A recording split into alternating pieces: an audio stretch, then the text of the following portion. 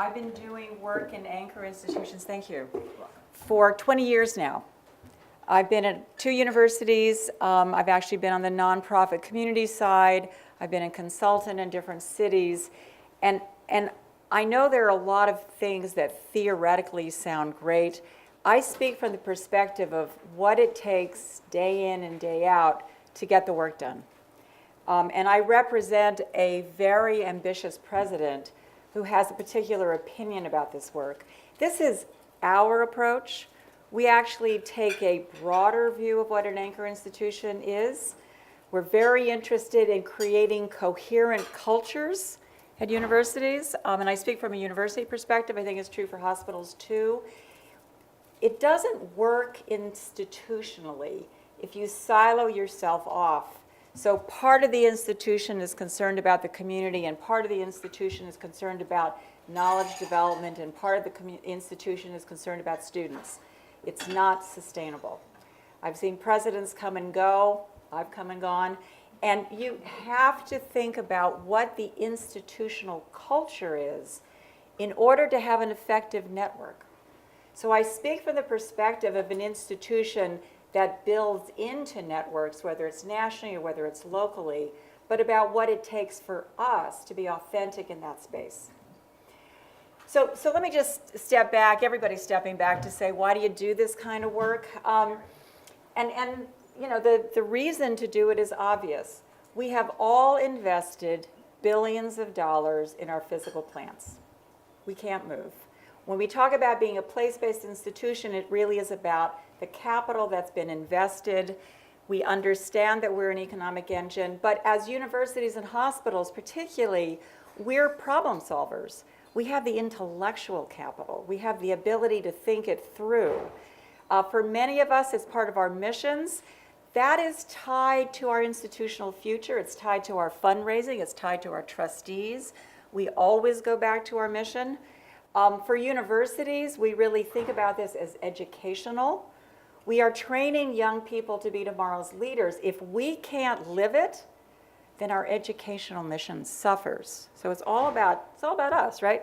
It's all about mutual self-interest with our communities to improve everybody's quality of life, and recognizing that as our neighborhood we go and back and forth. I worked at a university before, the University of Pennsylvania, that was having crime around its campus. And the president at the time had a parents' weekend. And she thought it was going to be a wonderful parents' weekend, and it was going to be, you know, a lot of love about their kids. And they screamed her off the stage because their students weren't safe. That's what it means to have your mission and your community mission tied together. If your students aren't safe because you have poverty in a neighborhood where they can't live in safety, you're threatened. So this idea of self-interest and of what it takes for an institution to really commit, it's not sustainable if it's not about you. And I don't mean to undercut the importance, the social mission. We all buy the social mission. That's why you're here. But I want to make the case that it's the institutional interest that is profoundly addressed. There are a lot of roles that anchor institutions play, and what I would say is we do some things really well, and we do other things really badly. And recognizing what your role is and what your role isn't and who your partners need to be is fundamental. You are not going to convince your board of trustees that you're a social service agency. You are not going to convince your board of trustees that you should be doing affordable housing, at least not my trustees. You will be able to convince them that as an institutional agent, you can be strategic in your business practices, and you can save money. And by the way, that's the only reason you could really justify it from an institutional perspective. You save money, you get better employees, and in some of my slides I'll show that. It has to make the business case or it's not sustainable. But we are also extremely good conveners and facilitators. We are able to create front doors for communities who don't know how to navigate us. We heard this morning, who do you call at a university? How do you get into it? With all of the jobs, with all of the knowledge, with all of the power and the social capital, how do you get there? We can create front doors, we can create partnerships, and that's one of the things that we're good at. But we have to partner because there are other things that from a community's perspective we do really badly. So we don't do affordable housing, we do market rate housing. We do rooming houses, not single family homes. We do destination retail, but we don't do neighborhood level retail. We're real good at technical skills, but we're not that good at work ready and readiness. We do degree completion, but we're not necessarily the place to teach adult literacy. And yet, no community process is going to be successful if you don't have all of this together. But recognizing, and there are universities that have gotten into affordable housing, and I always think, well, bless them, but I don't know how you can justify that to your trustees, to your students, to your tuition, to your cost of doing business. So from my perspective, from our perspective, and the work that I've done over the last 20 years, it's really critical to own your identity and to find the right partners. The right partners for the anchor world is a nonprofit, not the grassroots nonprofit, but the intermediary space, the larger nonprofits that are usually city or region wide, who know how to talk to the grassroots community, know how to build the capacity of the residents, but also know how to navigate, which is really complicated about the institution. So what we talk about in our anchor work is putting together the whole system. So absolutely, administrative investments, we're all about that. We also have extraordinary knowledge and research. That is actually, from my perspective, part of what anchor institutions bring. It's our knowledge. And when you deal with the grassroots, when you deal with the community, they want our money, but they really want our knowledge. They want access to how those solutions are found. We have to have residents at the table, and they are totally different than the civic structure that exists at neighborhoods. They're very different from the grassroots nonprofits, which in turn are very different from the larger nonprofits. Having the communication between individuals, civic structures, grassroots nonprofits, citywide nonprofits, and then city agencies, school districts, and the funding community. If you don't have all of those players at the table, you're missing the authentic voices and the solutions. In some ways, the hardest thing is finding out how do you talk to residents who don't participate in their civic structure. But if you have only the citywide nonprofit and you think that your neighborhood is going to listen to them, think again. Because the citywide nonprofits don't, in fact, reflect the neighborhoods, they don't reflect the residents, and they won't really understand what's happening on the street. And in a community as diverse as Miami, it's my first weekend here, I spent the weekend, you have so many different cultures represented here. You're not going to have a Cuban nonprofit talking to a Nicaraguan nonprofit. You're going to need to have that breadth of voice that is really authentically at the table. And universities are a piece, medical institutions are a piece of a much larger structure. But in our work, at least, we have all of these groups at the table working together, finding shared solutions, and it's absolutely a collective self-interest. So let me just spend a minute talking about Drexel. And as I said, our idea of an anchor mission is the whole university. We can't function as a part of the university. So absolutely, institutional investment, we're an economic engine, it's critical, we do it, it's incredibly hard. Every time there's a new AVP hired, the whole system goes up and you start again. You really have to work it. But for us, we've got faculty who are incredible problem solvers. Drexel was founded in 1891 as a technical institute. We are a very applied institution. We're a co-op school. We do problem solving for breakfast, lunch, and dinner. We can address issues around health, around art, around engineering on the ground. If we can capture that to solve problems, that's really valuable. But we also have these students, undergraduates, graduates, online students. They're also phenomenal problem solvers. If you can capture them, tie them to the institutional mission, if you can capture student spend for local business development, it's even better in some ways than the institutional spend. Get your students thinking about buying only from local minority vendors, and you'll find that the neighborhood changes significantly. So what we do is we take all of the parts of the university into a single strategy, and I lead this. So I was hired to lead up the entire picture so that we were coherent. We're also very place-based. So we are hyper-local. And it may be that your institutions function broadly across the city, but in our case, we're in Philadelphia, we're in West Philadelphia, we're in a defined geography. We know where our geography is. We started in one area, I'll show in a minute that we expanded it. About 25,000 people in this initial area. We have a housing purchase program, a home renovation program, and everything feeds into it. What we do with our students, what we do with our faculty, what we do with our purchase, it's all aligned.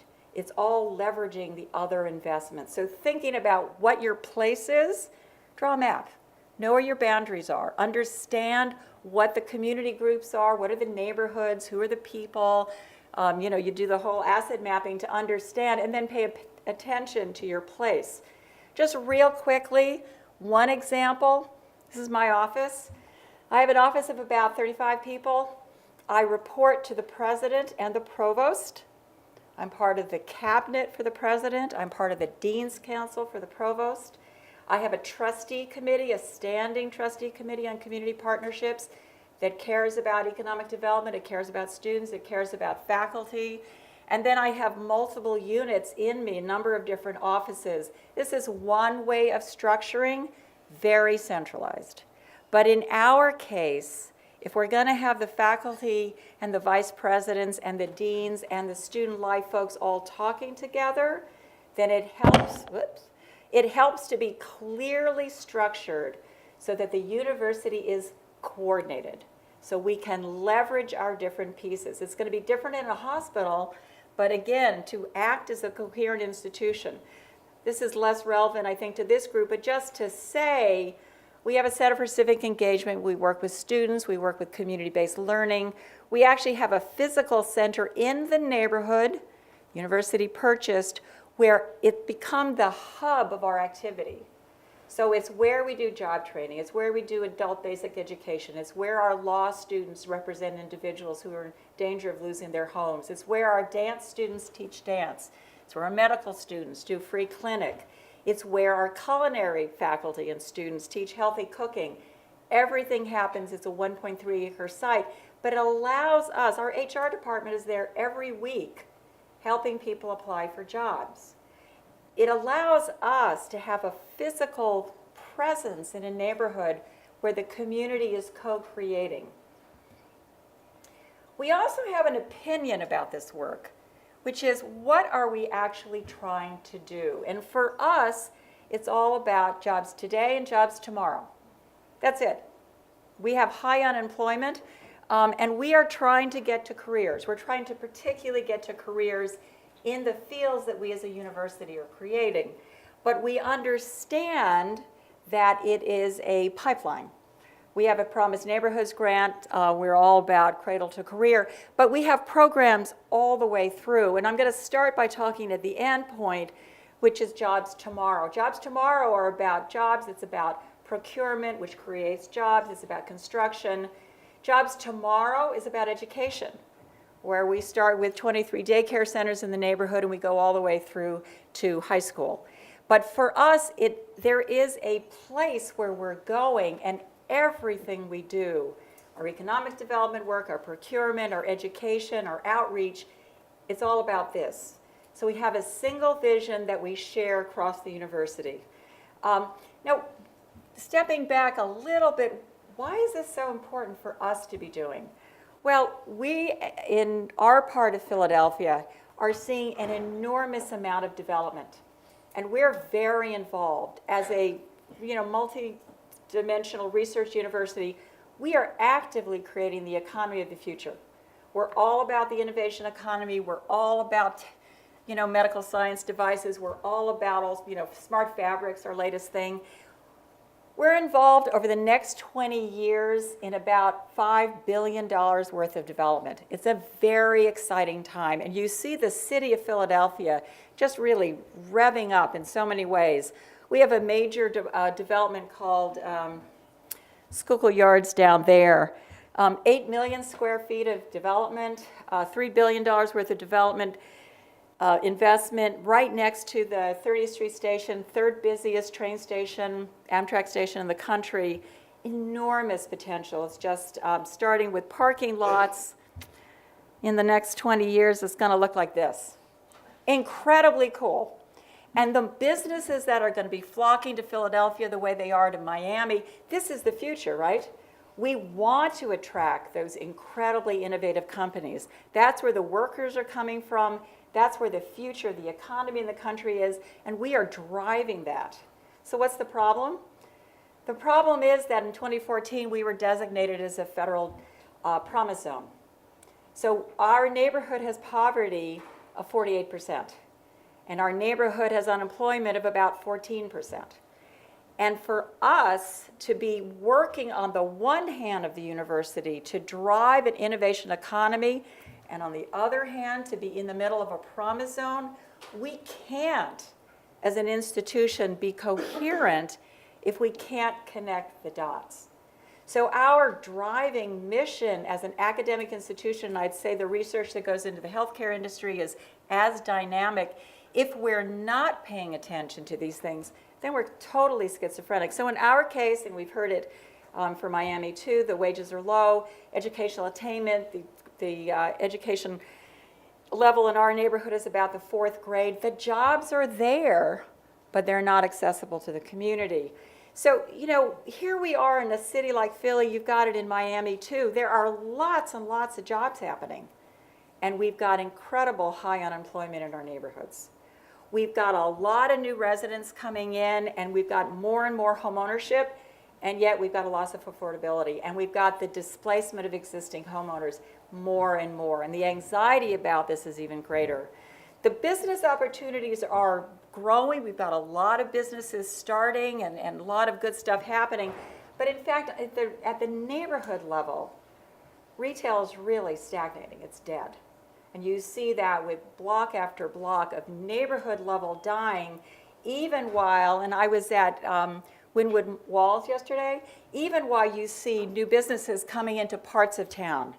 So there's this real buzz about urban living, how exciting it is, and we've got all these millennials. And yet what you've got at the neighborhood level is tension and discomfort. And you're dividing your cities in ways that just isn't possible. So for Drexel, and this is part of the work of institutionalizing it, changing who we are, it's the same tools. There is a toolbox. Democracy Collaborative is very good at this. It's hiring locally, it's buying locally, it's building locally. For us, it's also about education. So if we as a university require a high school certificate to work at the university, then we're actually really committed to providing pathways to that. Drexel doesn't do it, but we partner with Community College of Philadelphia and Goodwill Industries to do it. So we have a big hire local. I spoke about this for some of you this morning. We're very focused on teenage programs. We require our vendors to hire locally. We help them train. Our contracts with vendors have them doing that. It's all data driven. 12% of our employees now are from the wider West Philadelphia. A major piece of work. We have a whole suite of adult education work going on at the Dornsife Center, again, so that we can make sure that people can access our jobs. Buying local, like we were talking about here, we have really understood. We had to create a database because we didn't actually know where we purchased from. We didn't track race. We didn't track location in the same way. We had to rebuild our entire data process. We had to get data analytics software. Now we understand what we buy and where we buy it from. We have partners who understand what the local business community looks like. We make matches. We do what are called minority-majority partnerships, where we take a majority vendor, we connect them to a smaller minority vendor. The minority vendor gets part of the majority vendor's work. They get the capacity building to be able to become a prime themselves. So we have Dupley doing a lot of our business materials, and we had a local vendor who got our business card subcontract as a result of that. He got help with the materials. He got to hire 5 local residents because he had our business card contract. He He had a 5-year contract so he could take out a loan to grow, but he couldn't do that without the majority partner. We set those up because we understand that those majority contracts actually save us money, but the minority partnerships create opportunity for local businesses. And we get our students involved because we're a university. So our business students, our entrepreneurship school students get involved in doing business plans for local businesses. And then because we're a co-op school, our kids go out on co-op and they implement the businesses. And we have our students analyzing student spend so that we can get our students buying from more local businesses. We engage our community on campus to make sure that our students understand what our values are. Construction is the hardest for us. We're a union town. Union towns are really hard to work with. We've done a couple of different models of having sort of sole source relationship with construction managers. I don't know that we're doing as good a job as we need to do. This is requiring citywide leadership. The other side to jobs today is the jobs tomorrow. So we do have an extensive education process, starting in daycare and going all the way up through high school. As a Promised Neighborhoods grant, we're working with 7 local schools. We're creating schools. It's absolutely critical to be working with the children as well as with the parents. You can't, at least for us as a university, it's not coherent to only be dealing with individuals without dealing with their families. So for us, what are the benefits of engagement? We've saved a lot of money by hiring smarter, by hiring locally, by hiring through cohorts. We have new employees who are prepared for their positions, and they are really committed to the university, and there's much less turnover. We've done an analysis of our business practices, and we are more efficient. We just buy smarter. We limit P-card purchases because people were going all over the place, and we were wasting money. We can't afford to do that. So if we coordinated, it was actually for a business reason, not for minority inclusion, but it allowed us to be strategic about how we did things. We have much better business partners. We have actually raised over $60 million through this work from philanthropy of various kinds. And it has given us a pathway for you people who do fundraising. It's actually given us a pathway to our alumni in ways that we didn't have. We have gotten funds from friends of the university who have no other reason to give, but it has given us a whole new source of philanthropy. Got a lot more stability. We have political support. So I don't know about you, but when we try to build a building, we need zoning support. And we are able to address the political pressures on the university by having these relationships with our community. It also has changed our brand. We get better students, we get different faculty, we get different deans. Our trustees approach us differently. We get different trustees who want to be part of it. And you know, your brand is part of what you sell in every view that you do. So for us, the benefits are both financial, but they're also that intangible. What differentiates us from somebody else? I'm done. So that's it.